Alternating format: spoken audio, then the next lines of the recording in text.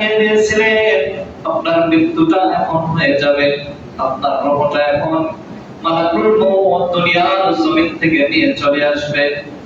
এরপরেও আল্লাহ পাক জানতে চেয়েছেন আপনি কেমন হালাতে আছেন।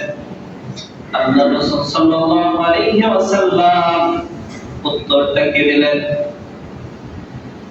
ইয়া মালাকুল মউত ফি জাসাদি উম্মতি ওয়া আইলা উম্মতি ফিল আরদিল আসাদ। ইয়া মালাকুল মউত আল্লাহ পাক রব্বুল আলামিন আমাদের অফার করেছে।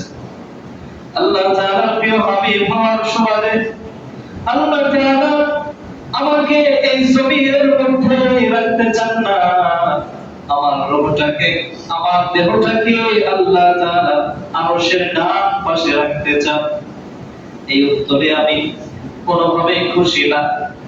এই যে প্রস্তাবটা আল্লাহ তাআলা দিয়েছেন, এখন তুমি ফিরিয়ে দাও, আল্লাহ তাআলার কাছে গিয়ে তুমি বলে দাও, আমার আরজিটা পেশ করে দাও। আরজিটা কি পেশ করবে? ওয়া উম্মতিহি ফিল আরদিল ফারাদ। হে মালাকুল মউত, তুমি আল্লাহ তাআলার কাছে জানিয়ে দাও, যে উম্মতগুলি, আমার উম্মতগুলি যে জমিনের মধ্যে থাকবে, ওই জমিনটা ত্যাগ করে ওই জমিনটাকে ছেড়ে দিয়ে আমি কেমন ভাবে আল্লাহ তাআলার আরশের ডান পাশে থাকব? কেমন ভাবে আমি আমার এই উম্মতগুলিকে আমার রহমতের ছায়া থেকে বঞ্চিত করে কেমন ভাবে আমি শান্তিতে আল্লাহ তাআলার আরশের ডান পাশে ঘুমাবো? ও আযাইব, সুন্দর করে আল্লাহ তাআলাকে জানিয়ে দাও, আমার এতিম গুনাহগার উম্মত যেই জমিনের মধ্যে থাকবে, আমি নবী সেই জমিনের মধ্যে থাকবো। এই জমিন আমি কোনোভাবেই ত্যাগ করব না। আওয়াজ দিয়ে বলে সুবহানাল্লাহ।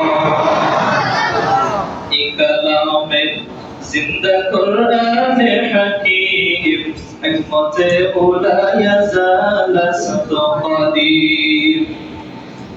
বনের পশু হয়ে নবীকে চিনতে পারলো, ইহুদি হয়ে আমার নবীকে চিনতে পারলো,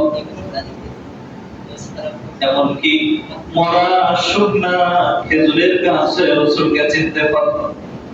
মুসলমানদের কপালটা কত খারাপ, মুসলমানদের ঘরে জন্মগ্রহণ করিয়া মুমিনদের কাতারে নাম লেখানোর পরেও আমরা সেই রাসূলকে চিনতে পারলাম না, এবং সেই রাসূলের আদর্শ আমাদের জীবনের সঙ্গে বাস্তবায়ন করতে পারলাম।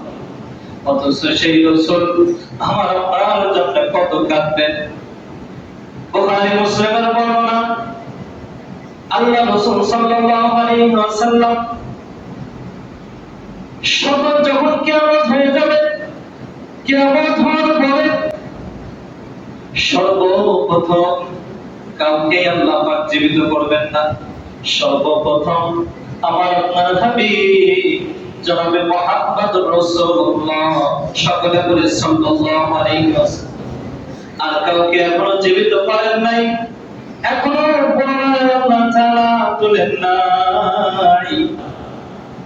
একমাত্র তিনার প্রিয় হাবিব, যেই হাবিব জমিনের মধ্যে থাকার জন্য আল্লাহ তাআলার কাছে বলেছিলেন, সেই হাবিব তিনাকে সর্বপ্রথম আল্লাহ তাআলা তুলবেন। তোলার পরে অন্য কোনো খেয়াল হবে না, দুনিয়ার কারোর কথা বলবেন না, স্ত্রীর কথা বলবেন না, প্রিয় নাতি ছিলেন হাসান হুসাইন, তার কথা বলবেন না, প্রিয় স্ত্রী ছিলেন খাদিজা রাদিয়াল্লাহু তাআলা, তিনার কথা বলবেন না। কত মায়া ছিলেন রাসূলের, একটু খেয়াল করে শুনবেন। কেমন দয়ার নবী ছিলেন আমার।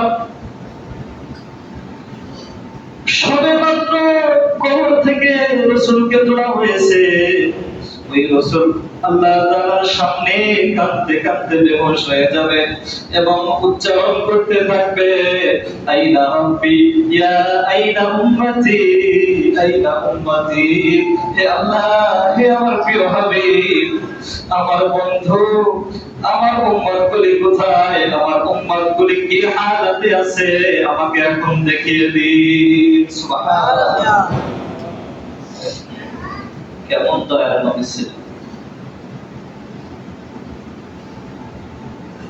সবেমাত্র কিয়ামতের নিদর্শনগুলি থেকে উঠার পরে কোন নবীগণ, কোন আম্বিয়াগণ তিনার উম্মতের জন্য এত দুনিয়াতে থাকা অবস্থায় কাঁদেননি যতবার কেঁদেছেন আমার রাসূল সাল্লাল্লাহু আলাইহি ওয়াসাল্লাম। রাসূলের একটা সুন্নাত হলেও আমরা জীবনের সঙ্গে বাস্তবায়ন করব। তো হাত তুলে বলি ইনশাআল্লাহ। আল্লাহ পাক রব্বুল আলামিন আমাদের সকলকে রাসূলের একটি সুন্নাত হলেও যেন জীবনের সঙ্গে ফিট করে আজকের এই আলোচনাকে সফল করবার তৌফিক